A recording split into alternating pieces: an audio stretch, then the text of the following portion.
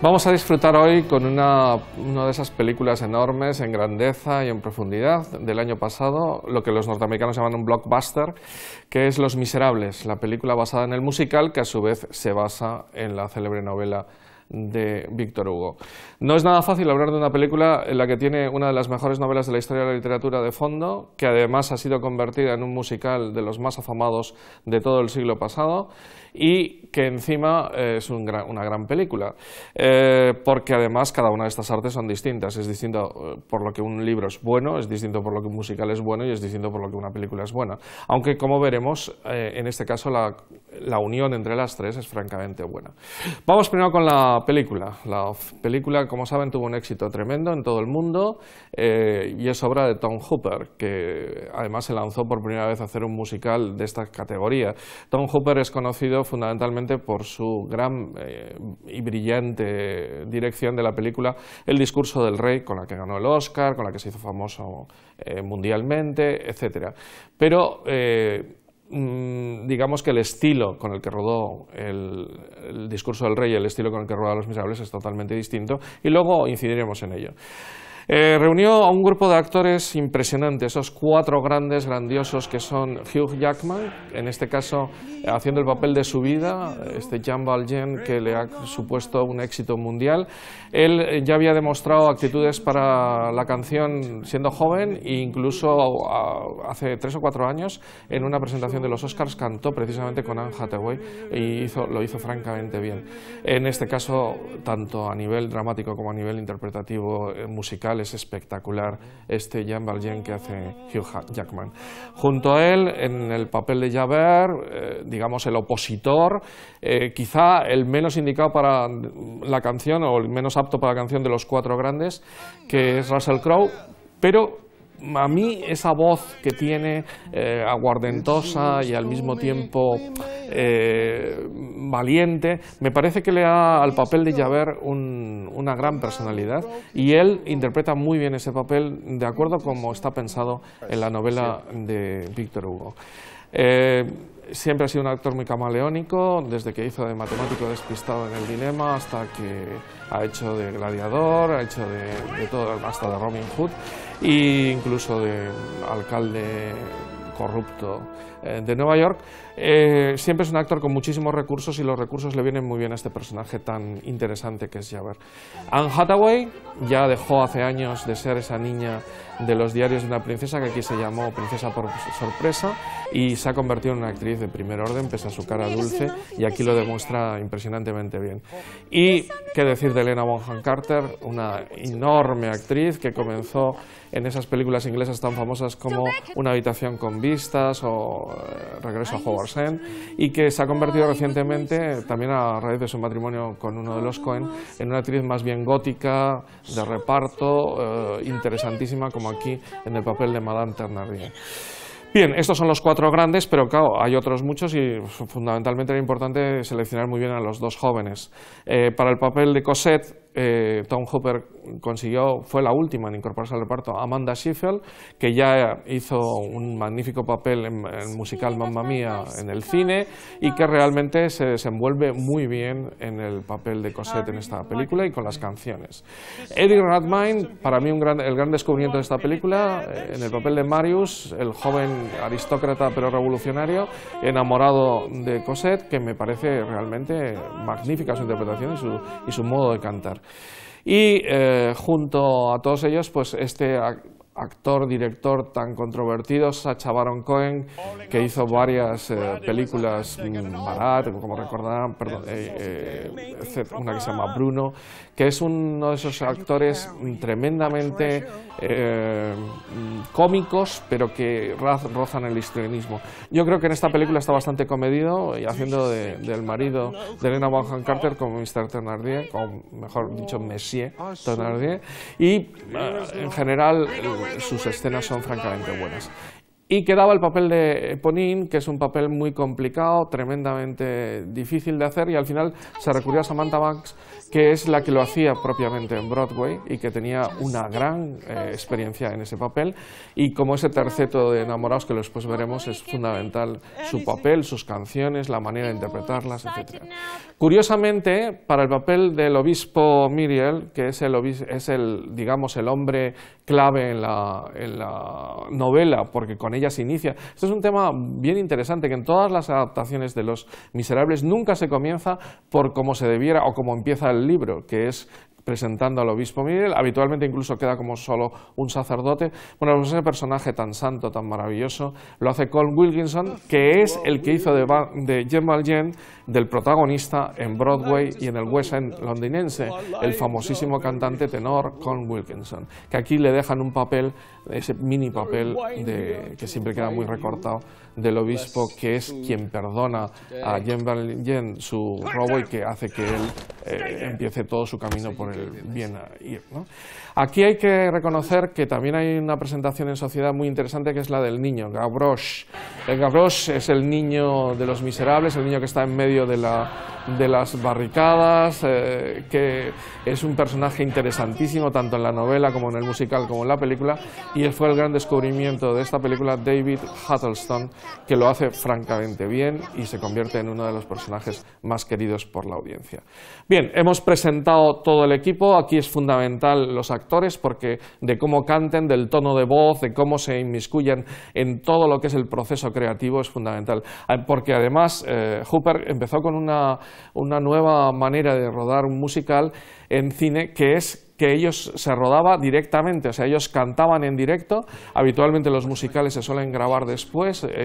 por los mismos actores que hacen el playoff, pero sin embargo en este caso fue grabado en directo y tal cual cantaban, tal cual se grababa, y se cogía la mejor toma, y en este sentido es muy importante porque nunca ha estado tan vinculado la actuación con la canción. No puedes pensar luego ya cantaré mejor, sino que lo estás haciendo en ese preciso momento. Se nota mucho sobre todo en los momentos de la conversión de Jean Valjean y en algunos de estos momentos concretos en los que solamente uno canta, como es el caso del célebre monólogo, el aria de Anne Hathaway. Bien, visto esto, vamos con ¿por qué me parece tan admirable la simbiosis entre los tres? Es muy difícil, tremendamente difícil, hacer un resumen, como tiene que ser una película, de un libro. Y hacerlo de tal modo que recoja el espíritu de la obra y lo lleve a término. Más difícil todavía con un musical por en medio, un musical que media entre ambas cosas y que marca muchísimo el camino, porque la película no tiene ni un solo diálogo, es continuamente, es una canción tras otra canción. En este sentido se parece muchísimo a una ópera antigua. De tal manera, a una ópera, no, en el sentido antiguo me refiero a ópera moderna, lo mismo, al género ópera. De tal manera que lo que hace Hooper es coger los valores íntimos de la novela y del musical e incluso resaltarlos más.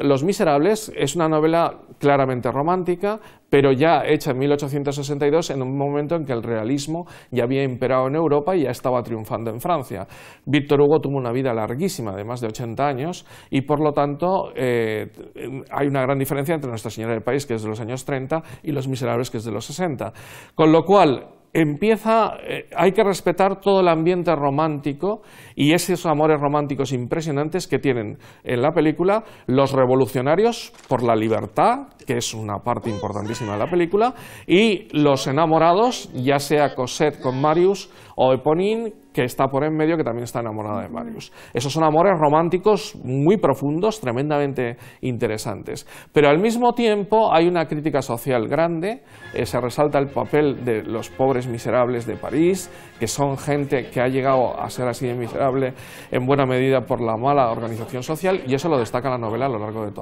de toda ella, y también Hooper lo deja bien claro. Pero sin embargo, el fondo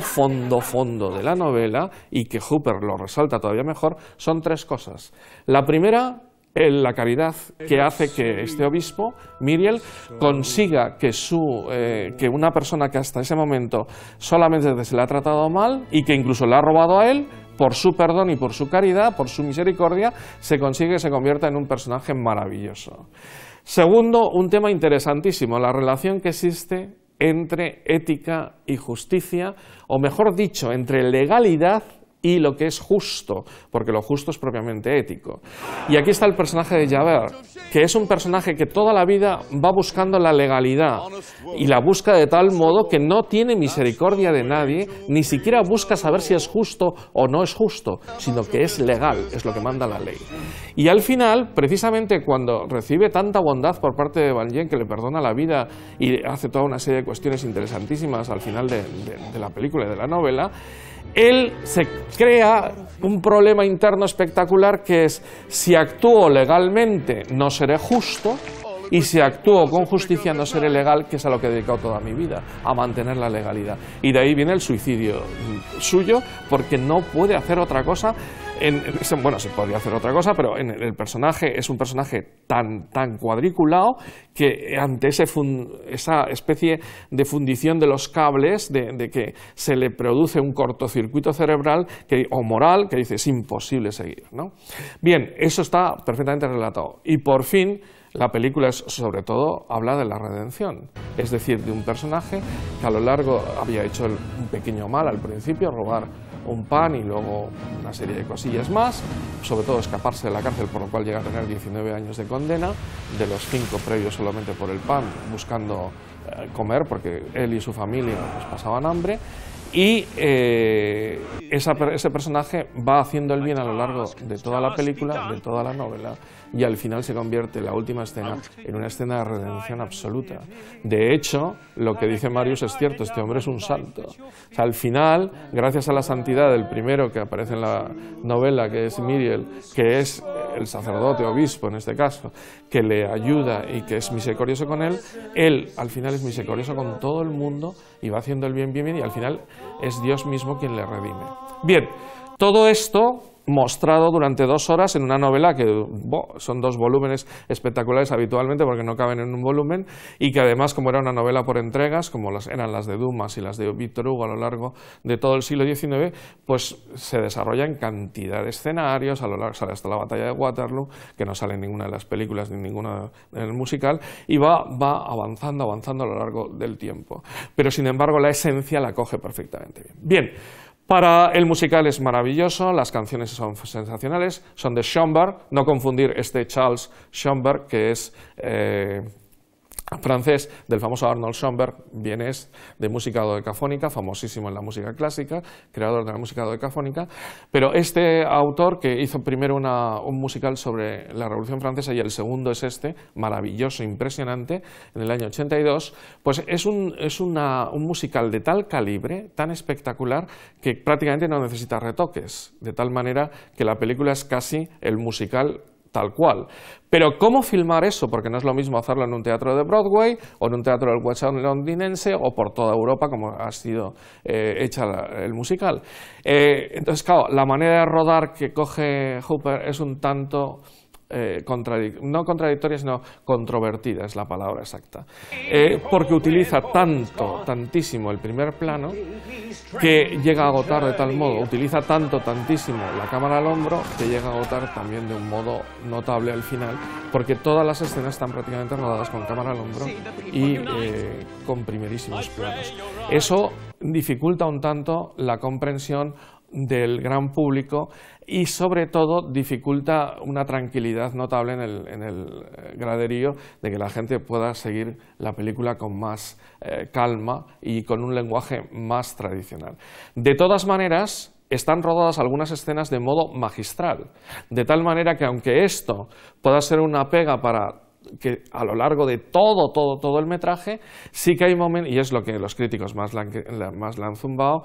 sí que hay momentos estelares en la película. De entrada empieza súper bien, la entrada inicial es espectacular, además con unos efectos especiales impresionantes en ese puerto de Tolón o de Marsella, no lo especifica muy bien, y la recogida de la bandera, el primer encontronazo entre los dos protagonistas. Esa escena es fabulosa, tremendamente interesante, y de hecho es difícil de ver otra a lo largo de la película de tamaña magnitud y con tantos efectos especiales bien llevados. Pero justo voy a hablar de 4 escenas, 2 muy íntimas y 2 de bastante público. Las íntimas son sensacionales, son las dos chicas cuando se quedan solas y cantan ellas solamente un aria. La primera es el célebre Dream the Dream, he tenido soñar un sueño, ¿no? Dream a Dream, que Anne Hathaway, el personaje de Francine, canta ya con el pelo cortado, que lo ha tenido que vender porque no tiene dinero para su hija, totalmente magullada la cara, canta en primerísimo plano durante 4 minutos. El director nos mantiene la cámara en su cara durante 4 minutos, al principio y al final hacia la izquierda, ella solo, con un fondo totalmente negro de una pared, y a veces se mueve un poquito para recogerla a ella cuando baja la cabeza, pero todo el rato con un único plano que facilita enormemente lo que decíamos antes, que Anne Hathaway se meta en el personaje, cante esa canción de Francine con un alma espectacular y con un dramatismo que acaba diciendo la palabra Dream entre dientes en una canción realmente fabulosa, y cómo está cantada por Anne Hathaway. Esa escena es prodigiosa. Igual de sobria e incluso mejor si cabe, porque es buenísima, es la canción de Ponine durante la noche cuando está lloviendo y se da cuenta de que está enamorado de Marius y que él está enamorado de Cosette, con lo cual es un amor imposible, y va avanzando por ese París nocturno sola, con la lluvia encima, primero con un plano general y luego los planos de su cara perfectamente hasta que se arrodilla o se sienta en el suelo, y no queda muy claro si está de rodillas o sentada porque seguimos solamente su cara, y es espectacular también la sobriedad y lo bien hecho que está para que se luzca Samantha Banks. Y en el lado de las 2 escenas fabulosas de gran público, de ritmo sensacional y de montaje perfecto, la primera me parece increíblemente buena, es cuando muere el general Lamarck y los revolucionarios comienzan a cantar esa canción prodigiosa, maravillosa. Yo la verdad es que si Woody Allen sentía ganas de invadir Polonia, decía cuando escuchaba a Wagner, y a mí me dan ganas de montar una barricada cada vez que escucho esa maravillosa canción, Melodía de las Barricadas. Bueno, comienza planos generales del entierro, en una plaza inmensa. En realidad esto fue en el puente de Austerlitz, donde se produjo la subida encima de la tumba y todo esto, y de repente empiezan a cantar los revolucionarios, que están mezclados entre el público, a veces de 3 en 3, en una imagen en plano medio pero de 3 caras, va subiendo el tono del montaje, va subiendo el tono de la canción, los revolucionarios se suben al féretro del general que acaba de morir y empieza a confraternizar con la Guardia Nacional, que fue de hecho así, empieza a meterse entre los soldados, y hasta que se me dispara el primer tiro. Es espectacular la conexión entre la canción que va cogiendo fuerza, el montaje que va cogiendo fuerza, y cada vez más. Espectacular y muy bueno. Y la cuarta escena, otra de masas, pero esta vez de masas distinta, porque lo que hace es un montaje paralelo, no están todos en el mismo sitio, sino que es como una especie, recuerda muchísimo al Tonight de de West Side Story, cuando por la noche, antes de la lucha final entre todas las bandas y las chicas que están también pensando en los enamorados, se produce una especie de canción colectiva, pero cantada en distintos sitios. En este caso vemos a Cosette y su padre que se están yendo, él canta, ella canta, Marius canta al lado de la puerta de la casa de Cosette porque no la ha encontrado. Se llama One Day More la canción y la van cantando todos ellos. Eponine canta también porque ve que Marius no le quiere y que ella le ha llevado a Cosette, y los 4 en una armonía impresionante, como el famoso tercer acto de Rigoletto, ¿no? donde cantan Bella Filia dell'Amore, y los cuatro se van perfectamente entrelazando, como una ópera, como decía antes. Y en ese momento se amplía a los revolucionarios, al propio Russell Crowe que canta en contra de la revolución, y se van cada vez montando más gente, incluso aparece Helena Bonham Carter y Sacha Cohen también cantando. Con lo cual es un ejemplo muy genuino de lo que es un montaje en paralelo con una canción cantada a muchísimas voces en diversos registros e incluso cantando diversas canciones al mismo tiempo. Bueno, esto se lleva también al final. El final es prodigioso, es un final maravilloso donde queda muy claro el tema de la redención.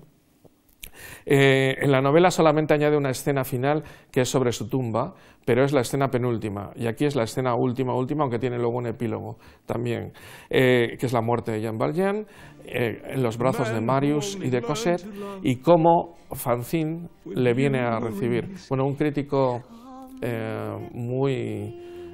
mordaz dijo que si no había peluquería en el cielo, porque Fantine, ya muerta y como un ángel, baja con el pelo todavía cortado y tal. Como yo creo que en este caso Hooper lo que intenta es que se vea a Fantine en el momento glorioso, igual que estuvo en el momento de mayor dolor, en su pasión, que es esa escena que he relatado antes, y por eso mantiene ese pelo así. Pero bueno, el caso es que le coge de la mano y se lo lleva a un cielo en el que están todos los que ya han muerto, y ese es el epílogo, que se les ve a todos en una barricada cantando la canción de las barricadas y moviendo las banderas francesas a todos los que hasta ese momento han muerto. Pero justo antes, como en la novela, justo antes, se produce esa marcha, la cámara va delante y luego detrás de él hacia la santidad, hacia el cielo, y curiosamente en la película le pone en ese momento al obispo, a Miriel, en ese momento canta junto a él, con unas velas espectaculares, demasiadas, creo, pero en ese sentido de algo religioso que le lleva hacia arriba, y él además muere pidiendo perdón por sus pecados. Todavía no se da cuenta de que ha sido casi un santo, no un santo de verdad, porque ha ayudado a todo el mundo con entusiasmo. Como se ve, película, musical, profundidad de la novela, todo unido y sacado de un modo espectacular, porque se han hecho cantidad de películas. Yo he contado 7 mentalmente antes de venir a grabar el programa, y son realmente algunas buenísimas. La versión de Anthony Perkins que hicieron los ingleses, la versión de Liam Neeson que se hizo el año 2000, perdón, el 98, el 2000 se hizo una con Gerard Depardieu, que era una miniserie con John Malkovich haciendo de Javert, que fue una miniserie de 4 capítulos de hora y media para televisión. Se hizo una película famosísima en el 58 de Ian Gavin, incluso la Fox hizo una en el año 35, incluso hay una en la época muda. Es decir, una cantidad de versiones espectacular, y creo que esta es la que llega más a fondo en lo que realmente es el mensaje de la novela, en este sentido de las 5 cosas que decía hace un rato, y sobre todo en la de la redención, misericordia final. Simplemente para terminar, un excursus histórico, porque precisamente Víctor Hugo estuvo muy vinculado a la historia. Llegó a ser alcalde de los barrios de París, luego diputado a la Asamblea, consejero de Luis Felipe. Su padre, por cierto, fue general aquí en la Guerra de Independencia, luchó contra el empecinado, y él estudió en un colegio en Madrid durante los 2 años que estuvieron aquí, interno, junto con su hermano. Pero Víctor Hugo, que es un hombre tremendamente político, pues pone un tema político en liza, que es la famosa Revolución de junio del 32. El año 30 se produce una revolución por toda Europa que en Francia conlleva que los revolucionarios ponen a Luis Felipe, echan a los Borbones y ponen a Luis Felipe de Orleans como rey. Pero el año 32, además unido a una epidemia de cólera que hay en París, por la que muere además el general muere de cólera, pues se produce un levantamiento de la gente más pobre de la ciudad, pero dirigida por unos aristócratas románticos, revolucionarios y tal, y vuelven a poner las barricadas que también fueron para triunfar el 30. Y es esa revolución la que recoge la película. El general Lamarck, que es el que muere, era un general liberal, aunque hizo lo suyo también, en España y antes en Francia asaltó una catedral y la quemó entera, llevándose un pedazo del altar para hacer un monumento a Marat. En fin, era un revolucionario que fue ascendiendo con Napoleón, pero Lamarck en el año 32 era como un símbolo de estos revolucionarios, se muere de cólera, y el 5 de junio, que es el día de su entierro, se revoluciona todo el mundo, se ponen las barricadas por París y se quedan solos porque el día 6 Luis Felipe se vuelve a hacer declarar el estado de sitio y se hace con todo. Y las pocas barricadas que quedaron fueron arrasadas. Eso es lo que narra la última parte de la película, muy bien por cierto, y que se imbrica en la historia de Francia de siempre. No sirvió para nada porque siguió Luis Felipe, pero realmente es la muerte de unos héroes luchando por su libertad. Bueno, como Lord Byron o Espronceda y otros muchos, porque el mundo del joven aristócrata revolucionario que lucha por la libertad es muy romántico. De hecho, Víctor Hugo tenía un trauma porque murió muy mayor y eso es muy poco romántico. Lo normal habría sido morir luchando en las barricadas o de una muerte tipo tuberculosis como Chopin o Becker, el mismísimo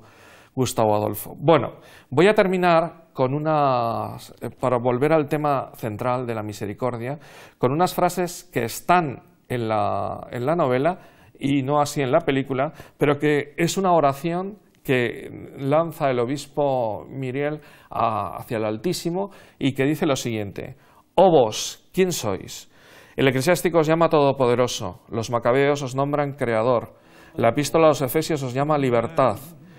Baruch os denomina Inmensidad, los Salmos os llaman Sabiduría y Verdad, Juan os llama Luz, los reyes os nombran Señor, el Éxodo os apellida Providencia, el Levítico Santidad, Esdras os llama Justicia, la creación os llama Dios, el hombre os llama Padre, pero Salomón os llama Misericordia. Y este es el más bello de vuestros nombres, Misericordia».